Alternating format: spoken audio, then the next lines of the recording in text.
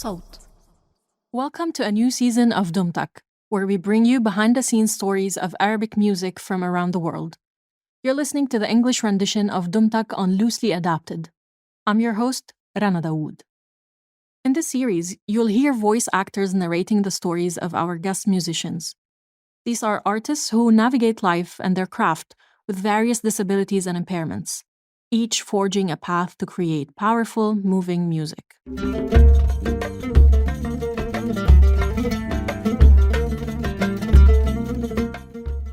I didn't choose singing. Singing chose me. It all started back in primary school. We had this art teacher, Mr. Adil. One day, he stepped in as a substitute for our maths teacher. He gathered us together and said, "All right, kids, does anyone have a talent they want to share with the class?" Before I could say anything, a few of my classmates shouted, Mister, Adham can sing!" So the teacher said, "Why don't you sing a song for us, Adham?" I don't know if it was instinct or what, but I wasn't shy at all. I stood up and sang this heroic, poetic song I had memorized from the play Adham Al Saeed. Then guess what happened? The entire class started clapping. And Mr. Adil turned to everyone and said, "Stand up and give Adham a round of applause." After class, Mr. Adil came up to me and whispered something in my ear that I'll never forget. "Remember what I'm about to say, Habibi. You're going to be a famous singer one day."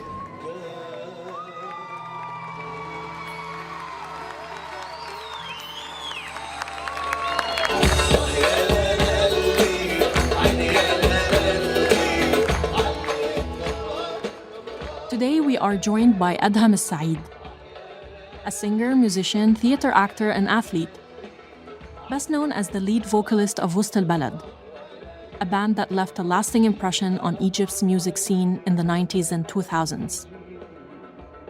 The name Wust El Balad literally means downtown. In this episode, Adham shares how music found him and changed everything. I was born in Cairo in 1966 in an area called El Waili in Zawiya Al Hamra, in an old quarter of Cairo. I moved around a lot during primary and secondary school until I settled in Mbeba in Giza before starting university.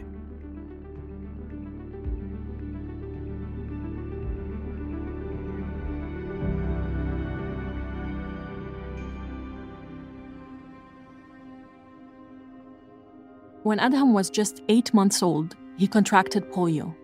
His family began a long journey in search of treatment, taking him to various hospitals and medical centers. But one day, after a surgical procedure, a medical error left Adham with a shortened leg and severe muscle atrophy. He remembers it vividly, especially the unwavering support of his grandmother. My grandma, Naima Mahmoud Hamad, had one of the most beautiful voices I'd ever heard, and she endured more hardship than anyone I know. After my surgery, she would carry me on her shoulders and take me onto the bus to school, then return to pick me up and carry me home again. She did that for years, until we moved to Mbeba. The school was a bit closer to my house, and I'd started walking on crutches faster than she could carry me. I never liked moving slowly, no idea why. I always felt like I was in a rush and had to fly off. My grandma put up with a lot. She would always sing music from Upper Egypt, songs her mother and grandmother taught her. I remember her singing Mawel improvisations.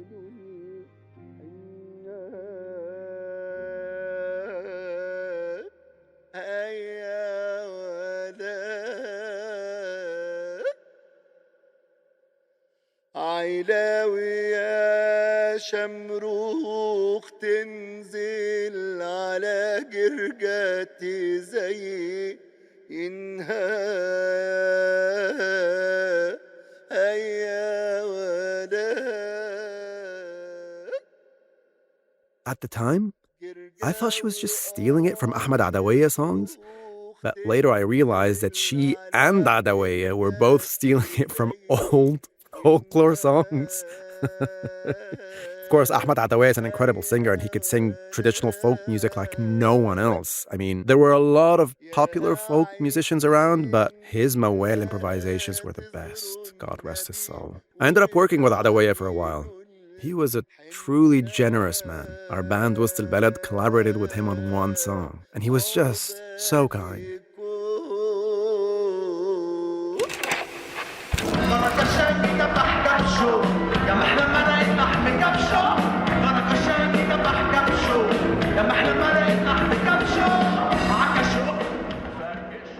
Some might assume that a child with polio would spend a lot of time indoors.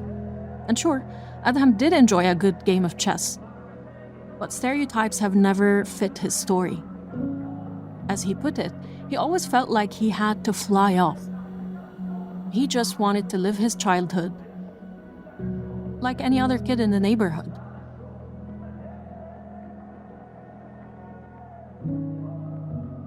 When I was a kid, there wasn't a massive difference between me and the other kids, or at least it didn't feel like there was. I never felt like I was missing out. I was always hanging out with friends and playing with other kids on the street. All through school, I was the goalkeeper for the regional team, and I was actually pretty good at it. So I started training regularly, weightlifting, fitness, that kind of thing. In college, the vice principal noticed that I'd been working out and signed me up for swimming training. By 1984, I had joined the Egyptian national swimming team and was even supposed to go to the World Championship in Italy. But during those 4 years, I came to a realization. I couldn't be a professional athlete and a professional singer. I had to choose between the two because I just couldn't do both. So I started letting go of the dream of becoming a professional athlete.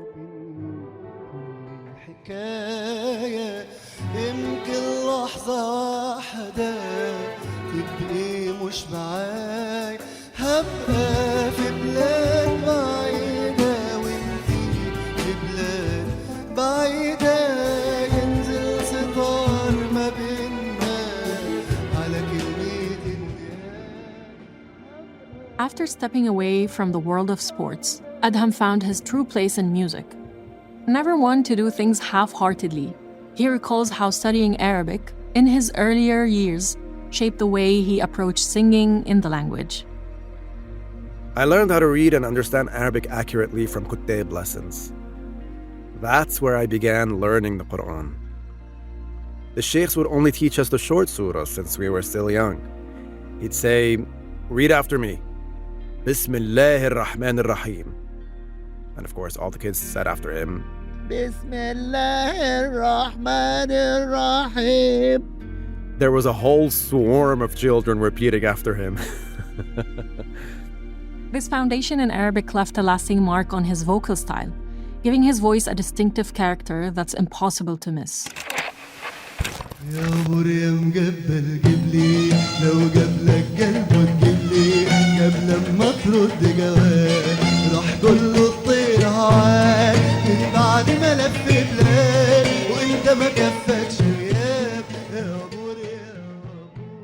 And of course, I listened to the music my uncle introduced me to.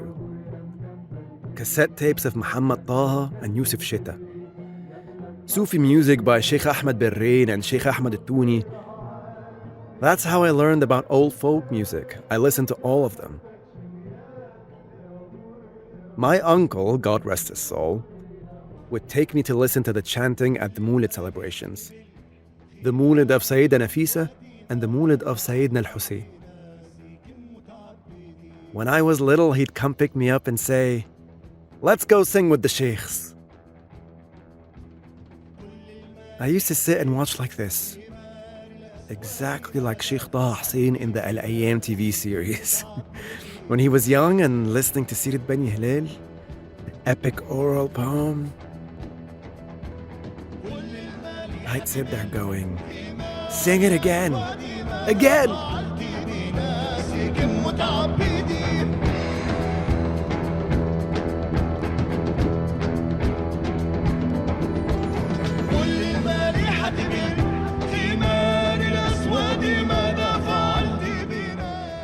Adham's passion for music kept growing, eventually leading him to the world of opera, where he first took on an assistant director role that later evolved into executive director. At the Opera House, Adham learned a great deal about opera compositions, backstage work, and the art of operatic drama. And that's where he met the people who would become his future bandmates in Wust El Balad. They began meeting regularly, experimenting and making music together. We became friends at the Opera House before forming the band. It was 1996. We'd get together to jam and compose songs. One of us would get conscripted into the army for a year, come back, and still find us there, jamming.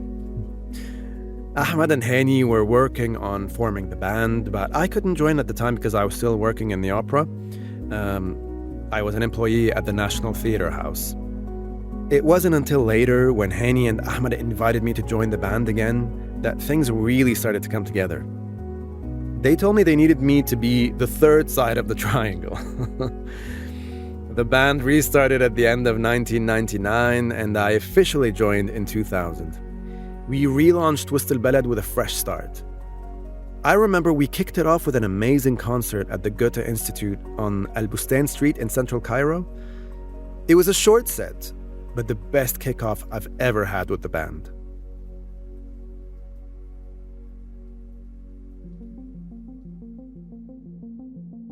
After Adham completed the third side of the triangle, the band released their debut album in 2007, self-titled as Wust El Balad, which quickly became a hit in Egypt and across the region.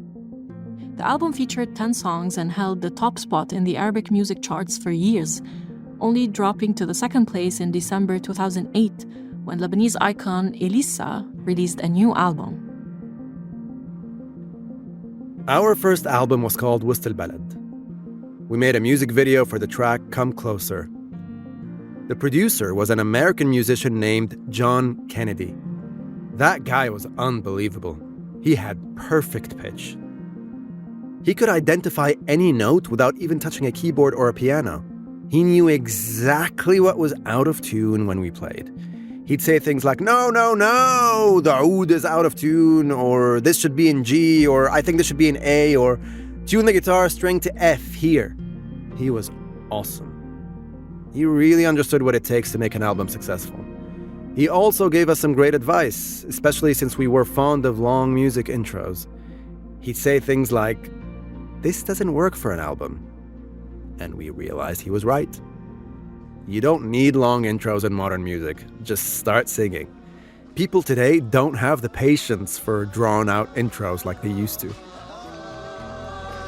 زمان عايش بعقلي وقلبي رافض فتح بابه سبب مخاوفه كان اللي شايفه من الحب ومن صحابه لكن انت ازاي في لحظة خطفتي قلبي قولي ليه علشان عارف تسرى المشاعر دي قلبه مادت ايديه. The album's new sound and captivating melodies struck a chord with audiences, propelling Wust El Balad to new heights of fame and opening doors to exciting new opportunities.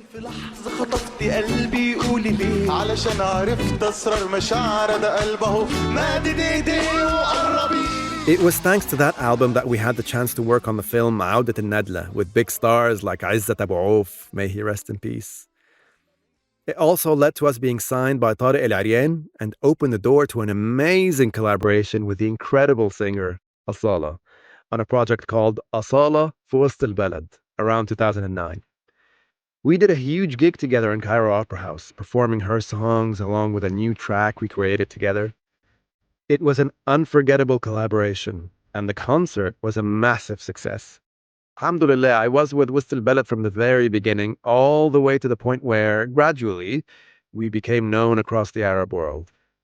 We toured and performed across many Arab and European countries. Honestly, I've lost count of how many concerts we did. But alhamdulillah, everywhere we went, we were met with love. And that was incredible.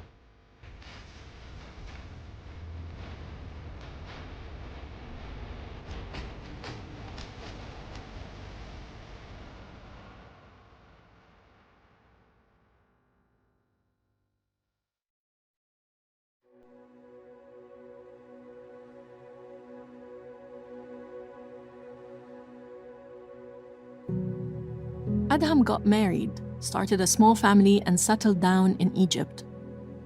However, in 2013, due to economic and political challenges and the difficulties of everyday life at the time, he and his family decided to move to Germany, his wife's home country, in search of better and more stable living conditions for their daughter.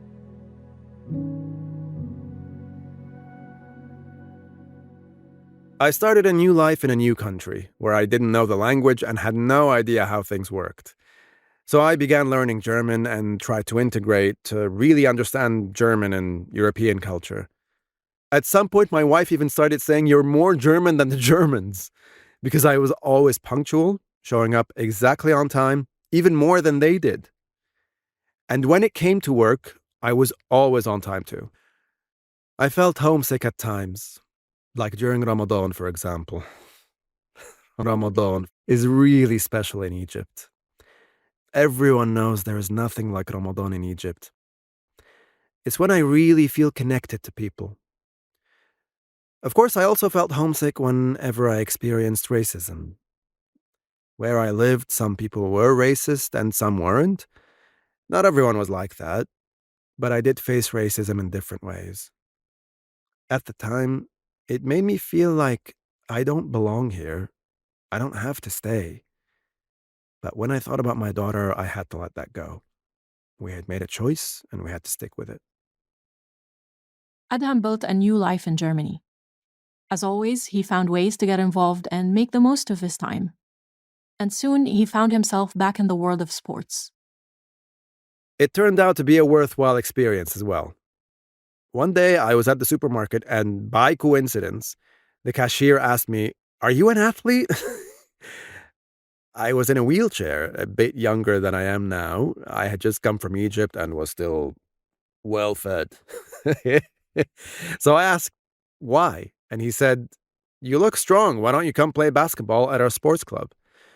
So I said, "Sure, where's the club?" He gave me the address and I went. That's when I discovered they also had table tennis. I spent 1 week playing basketball and even got placed on the league team.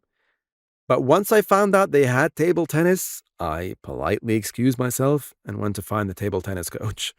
I asked if I could join and he made me try out. The funny part was, he made me play against a young boy. Later on, though, my table tennis partner passed away. He was also my friend, a German kid who died very young. May he rest in peace. After that, I just didn't have the heart to keep playing with someone else. Even though they invited me to play for another club, I decided not to continue.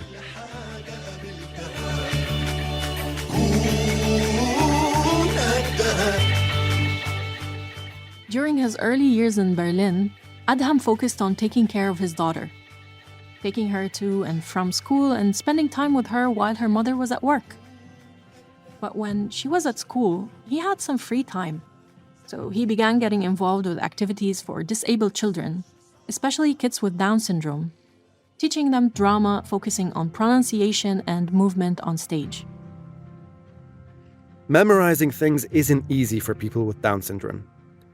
They might remember something in the moment, but if you turn away for a second and come back to ask again, it's likely they would have forgotten. Unless they love you. If they like you, they won't forget a word you say. That was a first for me. Back at university, I had worked with street children. And through sports, as a disabled person involved in disability sports, I mixed with many other disabled people, including those with intellectual disabilities, and we played together on teams. I saw how they played and how the coaches worked with them. It wasn't the best environment in terms of supporting their psychological needs, but since then I have learned how to improve engagement with them.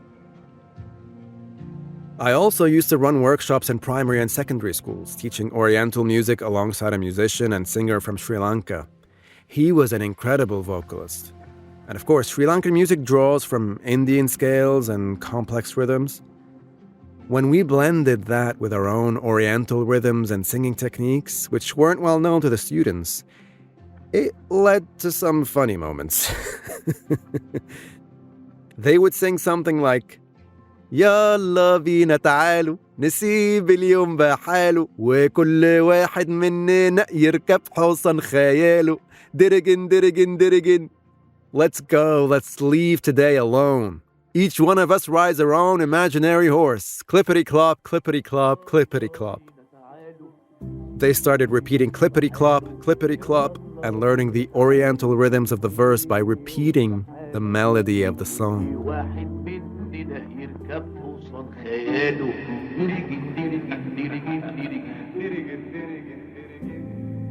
During his time in Egyptian theater, Adham gained deep insight into the world of performance, developing a stronger understanding of lighting, set design, and scenography. Still, the experience felt incomplete. He had left with many ambitions yet to be fulfilled. Years later, he returned to Egypt to perform in Ever Given, a play based on real-life incident. The play tells a deeply human story about real societal issues faced by 5 main characters.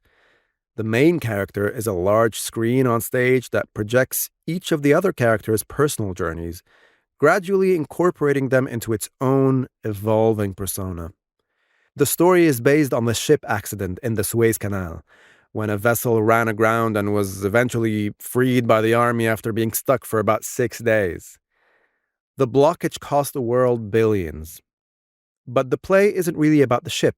It's about how anyone can get stuck in a personal crisis and how, with the support of their community, each character finds a way to get out of it. Right now, I'm working on a new theater show with my dear friend, the accordion player Waleed Hammad, and the renowned actress and director Jana Qazzaz. It's a 3-act performance that could take the shape of a trio drama, duo drama, or even monodrama, depending on where the workshop leads us. The 3 of us are still working on the concept and seeing where to go with it. I really hope it comes to life and succeeds because I would really like to do it. Returning to perform on stage wasn't easy. Adham faced significant challenges related to mobility. But his determination and refusal to give up on theater proved stronger. He pushed through and discovered new ways to move on stage, in ways he never expected. It wasn't easy figuring out how to move on stage or how to perform the physical parts of my role while in a wheelchair. On top of that, the director gave me a dance scene with the heroine while she was ice skating.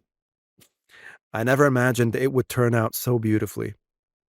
I learned from it as well. And just like that, I became a wheelchair dancer. I loved it. And I'm really glad I gave it a shot. Adham didn't stop there. He also collaborated on a new music project with musicians from Palestine. I also worked on a project with Palestinian musicians Tamer Abu Ghazala and Huda Asfour. The band was called Jiharka, and we created songs inspired by folklore and our rich heritage. We performed 3 of those songs at the Sayyid Darwish Theater in Alexandria.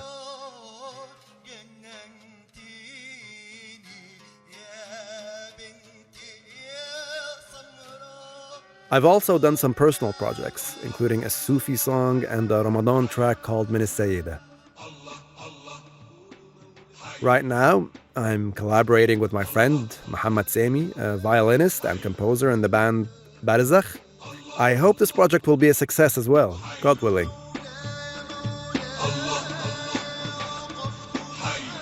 Adham's work in theater and the various projects he's taken on have kept him busy since his time with Wust El Balad.